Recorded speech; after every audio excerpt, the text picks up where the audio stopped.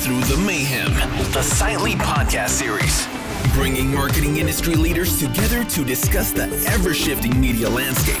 Learn about the ins and outs of real-time marketing, influencers, data privacy, technology, and so much more. All from industry experts with real experience, giving you the real answers. Now, let's break through the mayhem. Welcome to Breaking Through the Mayhem. We're super excited today to have John Osborn, who runs AdNet0. John, holy shit, man. Thank you for joining us today. How are you? Adam, I could not be any better, and I'm pumped to be here with you, man.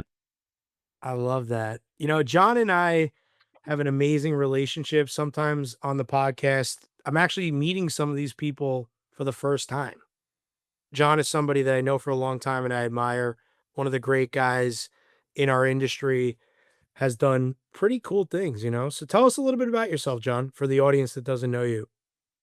Well, thanks, Adam. First of all, huge thanks for having me here. And for those listeners out there, Adam and I first met just over about a year and a half ago. And it was an interesting first meeting because he checked me up a little bit. He wanted to know my intentions. And it was sort of like, I mean, right off the bat, this is the kind of guy I really like because he's direct. He doesn't mess around with bullshit, and he's focused and he has values, and that's somebody I can sign up for. So thanks to you for having me, but also thanks for your partnership over the last 2 years or so. So thanks very much. Thank you. I Tell am us a little bit about John Osborn. yourself. I'm Tell John us Osborn. what What you else do. is there to say? No. So I'm John Osborn. A lot of people call me Ozzy still just because I've been in this industry for north of 35 years, if you can believe it. And what I loved about this industry, which I still love about this industry, is that it's people at the core. It's creativity colliding together with business, and that friction creates magic time and time again, but not just magic in a void, in a vacuum. It's magic that can ultimately propel businesses forward if the ideas are good enough, relevant enough, focused enough, and if it's got enough activation and amplification behind it. So I loved advertising. I jumped into it on the creative side of the house back in 1988. I was in college and I was like, this is a kind of career I can absolutely see myself in. And I got lucky. I got a job right out of college at Saatchi & Saatchi, where I worked on such powerhouse brands, and they are powerhouse brands, as Betty Crocker fruit snacks, gold medal flour. I learned how to bake at a young age. Cookies. I can still make the best cookies, chocolate chip cookies in the world. And Wow. I jumped into it. Yeah, That's it's not bad, man. unbelievable. You can tell, you can't see me on this, but you can tell that I like a good chocolate chip cookie. Are they more chewy? Are they more They are solid? right in, but it's got to be right in between. Too crunchy, it all falls apart. Too chewy, it's like, ugh, gross. But this is like the best cookie is a little bit crispy on the outside and nice and fulfilling on the inside. I'll leave it at that. How often do you make cookies?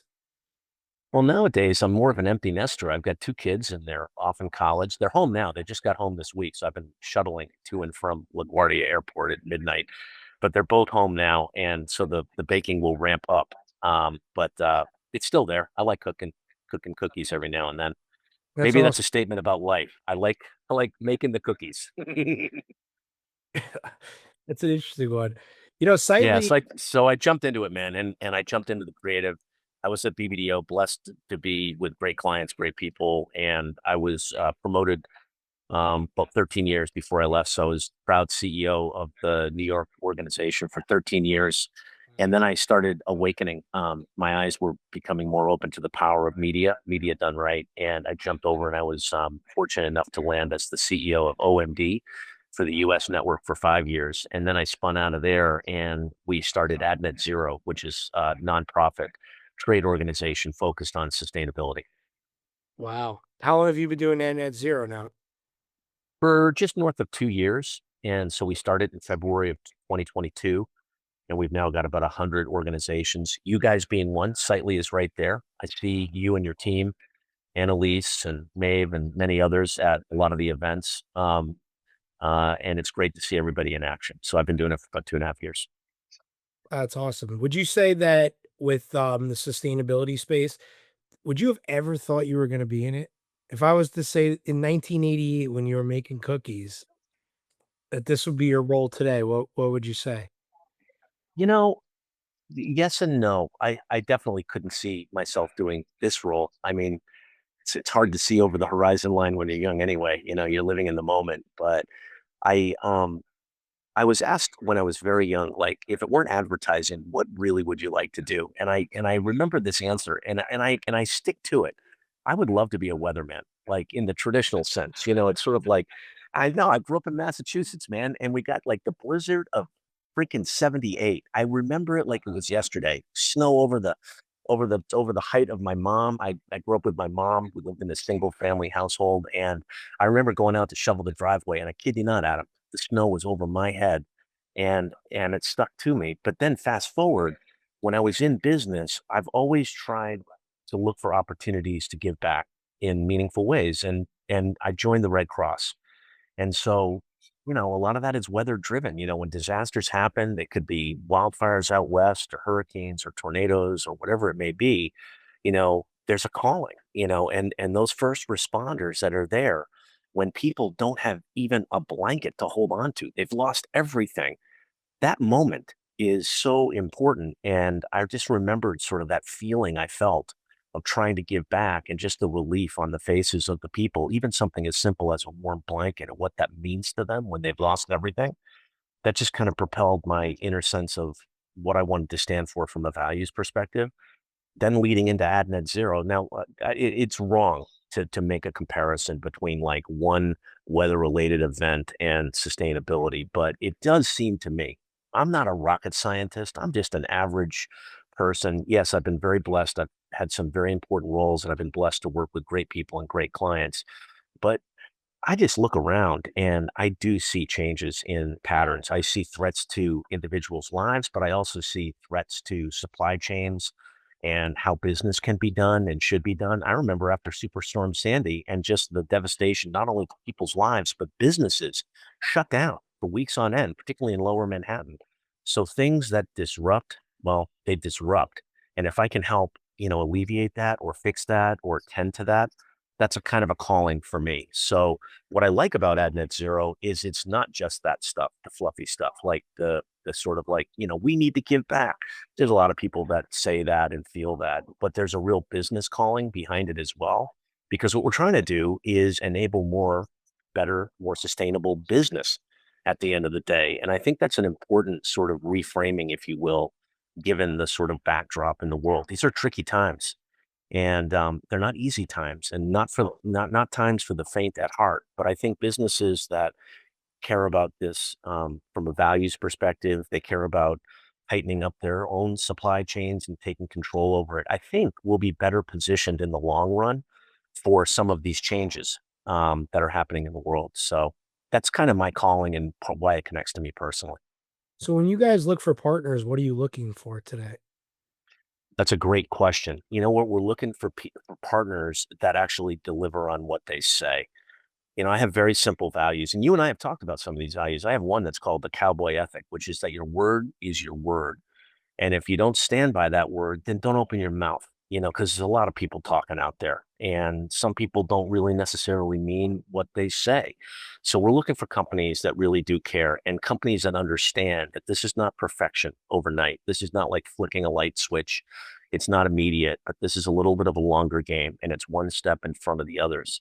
So we're looking, frankly, for partners that don't necessarily know how to take those first steps. They need a little jolt of confidence, some understanding, some enlightenment. So a lot of our focus, particularly for companies on the earlier part of their journeys, is around that education and understanding.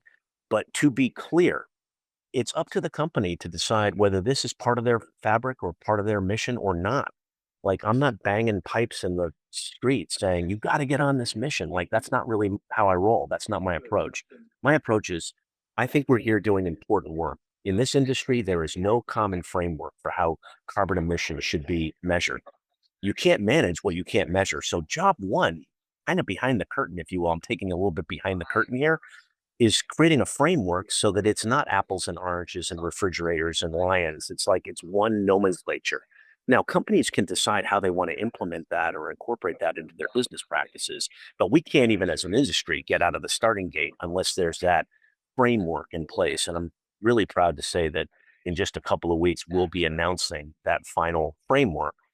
And then we'll be looking to work more hand in hand with companies to incorporate that going forward. So that's part of what we're focused on right now.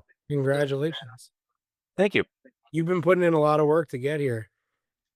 And what Trying do you to. There's some sweat equity in here. You can see the sweat like beating up on my forehead now. Yeah, well, listen, you're one of Because the you're only interrogating me. You're interrogating me. No, you're you're one of the not. only people you're one of the only people that still wears a suit when it's 100 degrees out. So that's your own problem. Maybe I know. I'm working on the wardrobe. No one we had has ever accused me of being a good dresser. I will just admit that right out of the gate. No, it's just because you probably wake up, put on the same suit every single day, and you make sure that it doesn't get wrinkled so you could just keep re-wearing it. That would be my I do. listen, you're in a sustainability space. You gotta make sure you're using the same suit over and over again. This is one of the hottest trends, man. You're on top of, look at you, Adam. You're on top of one of the hottest trends in the sustainability sector, Oh, which is yeah. the reusability of clothing and people that want to buy clothes that were worn like 15 years earlier by some semi-famous person. There's a whole currency out there right now around this, and we think it's great. I've been thinking about that. In terms of like success for brands, Mhm. how do you look at success? I mean, you're talking a lot about a framework, you're talking a lot about them figuring it out. Mhm. But Yeah. ultimately, a step-by-step process is obviously the healthiest way to think about anything. I don't think people buy things that are shoved down their throat. I think they learn with you, right? So that's kind of what you're getting at here. And a lot of initiatives that have been moved too fast have died or gone the wrong way. And I admire the way you've gone to market in that sense. But how do you then help brands start to do this quicker? Because you know the pressure is on those people to come back to their company and show a measure of success. So how do you kind of help the people that are stewarding this within organizations? Yeah, that's a great question. So our help comes in a number of different ways, and I think that that's a great place to start. Like if I had a lapel pin, put the pin on my on my blazer here, it would say, "Hi, my name is John. I'm here to help." And the help comes in a number of different ways. I think help comes in education and understanding and training, but I also think help comes in other ways as well. One of the things that we spend a lot of time helping companies sort is how to build bridges. Let's say inside of an organization, take a big advertiser. Oftentimes, sustainability people are kind of on one, metaphorically speaking, on one end of the building, and the marketing folks, for example, are on the other end of the building. And those two sides don't always talk to each other. And usually there's a moment, like it might be in a meeting with the CFO where they're looking at different numbers and someone says, who's looking at the sustainability around the $600 million media spend that we have over here? And then that begins a process, or an agency will get an RFP or an RFI that talks about what that company is doing to sort of interrogate and take a look at their own practices. But partnership, no one can go far and fast alone. They need the right partners. And it's an interesting time. I would say it's a fluid time in this industry right now where new partnerships are forming and cleaner pathways and ecosystems are arising. New companies are being formed, new technologies. You guys, Adam, you and Sightly are on the forefront of developing, you have innovation seems to me is very much a part of your blueprint. So we help companies, build bridges and form partnerships. We also will, if this is important from a corporate standpoint, engage employees. And oftentimes that group is left out of the conversation, but employees give a shit. They do. And so when companies form green teams or, establish employee related programs, that's an important variable as well. And we lean in there too. But it's really up to the company. If this is an important value for the company to not only drive profit, but to do it responsibly, do it in a way that employees get on board with, that partners get on board with, that they can build bridges and form new partnerships with. That's the zone that we want to be in with these companies. And we're Well, we're really lucky to have this trusted relationship. So I saw an acquisition of Green Bids. hmm What was your opinion on that? well, it shows that there's activity in the marketplace. I was at a conference, DMS by Luma, just 2 days ago, and they announced that deal between what Perion and Green Bids, and it was great to see. I don't have any unique insight, certainly not one that I can talk about, sort of peering around, behind what the dynamics were of that. But it was not lost on me that that was a quote unquote, I mean, it's in their name, green, a company that is there's activity around, which is interesting. So I think that we're coming off of a couple of years now where there's this sort of hope and anticipation that the markets would thaw and things would start to, happen again. And then for, things that are out of all of our control, but other things happen and it may delay that or it creates other dynamics. And now, like, even as we're sitting here on this call right here, right now, there is activity out there. And I am feeling that in the US market. Businesses that are in business around rallying around the right business practices, like there's activity and there's opportunity out there. It's easy to sit here and say, woe is me and all these challenges. Well, let me tell you, the other side of that coin, this is the side of the coin I live on, that is optimism. And, there's opportunity out there. Every challenge is an opportunity. And I think companies that approach it from that perspective will be well positioned even in this market. I completely agree. I mean, listen, I think the key to what you said is accurate and what we definitely stand by. You want to take care of your employees. I think the biggest challenge in a lot of companies, leaders try to dictate their values. I think the employees' values will lead the dance almost every time. And we have a team that works with you guys all the time in that sense. But Totally. I do think one of the big things that I keep thinking about is, we here at Sightly try to work on helping brands authentically show up in real time around any category, whether it's sustainability or whatever through contextual. From your perspective, like, why has that become so critical for brands to communicate values with transparency and consistency? Like, where do you kind of see that working out for brands when they lean in? I think, for every trend, there's a counter trend, and there's a shit ton of noise out there right now. And I think that noise, the opposite side of that is people are really searching for truth. And I think truth in many ways is under assault. But when you get people thinking about what their true north is, or their inner truth, or their values, maybe a better way of saying it, that's an important thing. So I think even against this backdrop, I think that connection is a really important one, but the values connection. And you're right, you mentioned it just a minute ago. I do see your folks out there, Annalise and Maeve and many others. And it's very clear to me that, they are connecting to you not only from your business opportunity lens, but they're connecting with you because they're on board your mission. They see it as a mission. And I think that's great. That's an accelerant, that's an X factor, if you will, that is ultimately going to hold you in good stead, despite whatever the backdrop is.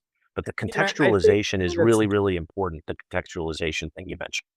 I think the key though that, you're talking about that I completely agree with you. Like, when it's all said and done, let's call it what it is. Everyone's gonna have a different perspective on how things have to work out. And I think ultimately you're stewarding the same thing we think about here, which is the brand's gonna lead the dance. You're just here to Oh be the yeah. therapist along the way, or that company. Go looking back on what you said earlier, can you tell us a little bit more about the global media sustainability framework and how it's going to help brands from your perspective? Yeah. I think it will because right now, you can't really understand what to measure. And there's a lot of like bickering going on behind the scenes as to what everybody thinks they know. Nobody knows shit until they know, is what I would say. And you can't go until you know.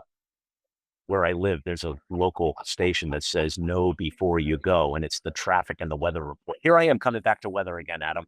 Maybe Dude, this I meteorological bent is not lost on me. I'm like concerned that tomorrow, like, you're just gonna walk away from Ed at zero. We're just gonna see you with a little podcast talking about weather by tomorrow. I know, You're gonna be I know.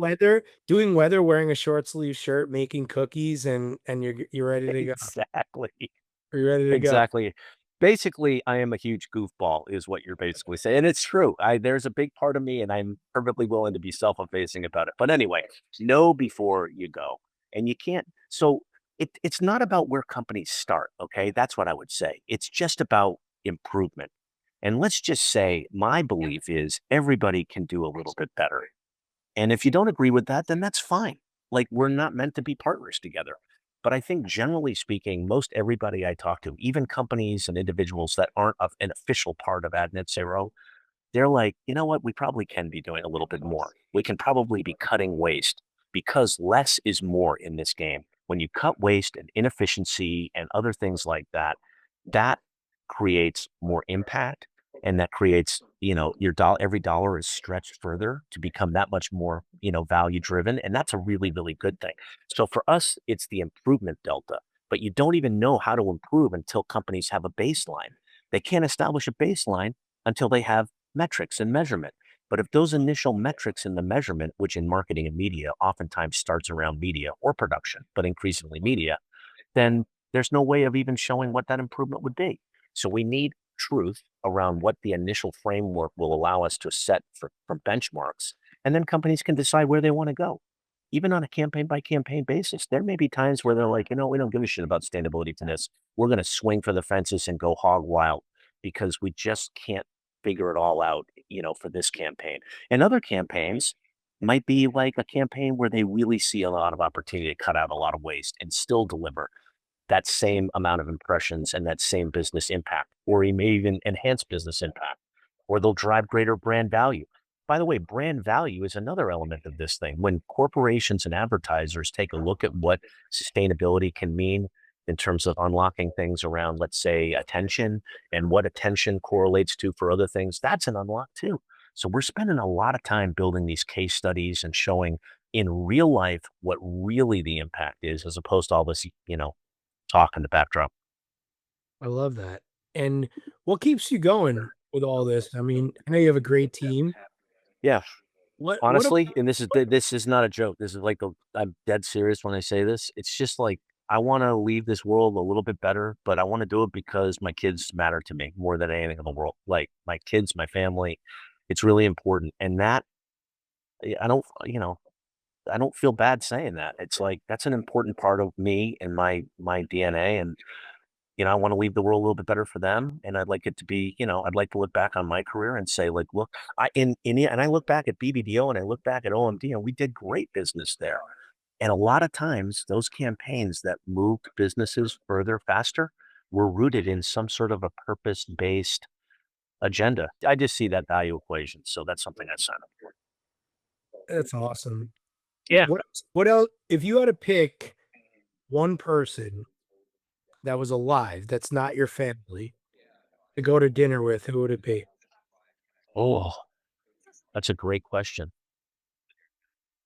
I would say the person has to be alive. I would say the The person, reason I say that is because most people, if you ask me, I'm going to my dad who's not around. So like, I want to keep it alive for the reason of not bringing back somebody. But if somebody was alive and not in your family, who would you love to spend time with? I don't have a great answer for that. I would, the easy one is to go with some sort of a sports personality or a politician or someone like that. But I'm actually trying to think of, like, for me, it might be Jim Cantori from the Weather Channel, for God's sakes, Jim Fact- Cantori. The fact that I stumped you should be a guy who can answer anything. I know, because it's Completely like, stumped, doesn't have a lapel, doesn't have a story, no, or doesn't. I no, got you, huh? you did get me. Checkmate. You did. You totally did. Because I was going to go with someone who was dead. I was going to go with some like, Ruth Bader Ginsburg or something like That's why that. you But gotta then it was do like, it. ugh. Yeah. Anyway, I'll stick with my answer. I love Jim Cantori. Anyone that goes out in the storm, puts the hard helmet on, dons the microphone to deliver news, to try and keep people a little bit safer. That's the kind of guy I can get behind. Wow. I'll close with this, and this may not get released until the series is over. Celtics Knicks, where is this ending? Well, this is perhaps the most controversial topic we've discussed on this podcast, Adam. But I mean, I grew up in Boston. I'm Boston born and bred, and after a few beers, you can hear that accent come out. How about them apples? But I will say that the Tatum loss was a big hit for the Boston Celtics. To me, it seems inevitable. This is going to be the Knicks' year. I live in New York. I'm not an idiot. I'm going to walk out of this location where I am. I'm going to be amongst a bunch of New Yorkers. So my head is saying New York, my heart kind of Boston, but I don't know. This is the Knicks' year. I just feel it for the Knicks. So I'm going to have to go with the Knicks. I just lost my entire family and my Boston base, but you're stuck with me, Adam. It's interesting. I would say last night, because we're recording after Game 5, I gained a lot of respect for the Celtics last night. That was championship DNA. That was Yeah. great. That was. Yeah. I'm one of the biggest Knick fans you will find, but the last night, I gained a lot of respect for that championship team. A lot of gritty guys last night coming to play to win that game. It's hard though to sustain that without your best player to just have that gritty performance every night. But if the Knicks lose this series, it would be easily the worst loss of my sports career at this point. I don't think I've won anything, but this would be bad. So the Celtics have shown that no lead is safe and no series lead is safe, but I loved the way you worked sustainability into that statement. They may not be able to sustain this sustainability story here. Let's see what happens. By the time people listen to this, they will know the results, but we'll see what happens. Listen, hopefully the Knicks win it all. Listen, John, thank you so much for joining us. You are Thanks, pal. not only a great leader, a special person, and somebody that people should definitely get to know. Thank you so much. Thanks. I really appreciate you and all your support. Right back at you.